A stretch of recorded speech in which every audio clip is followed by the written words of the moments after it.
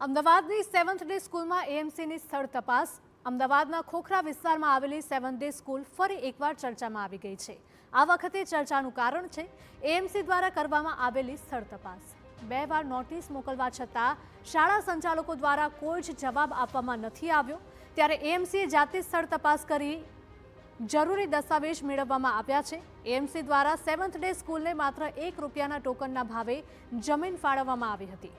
જો કે આ જમીન પર સ્કૂલના સંચાલન અને બાંધકામ અંગે ચોક્કસ શરતો લાદવામાં આવી હતી, જેનું પાલન થઈ રહ્યું છે કે કેમ તે અંગે હવે ઝીણવટભરી તપાસ હાથ ધરવામાં આવી છે। ડોક્યુમેન્ટ્સની ચકાસણી બાદ એએમસી દ્વારા કાર્યવાહી કરવામાં આવશે।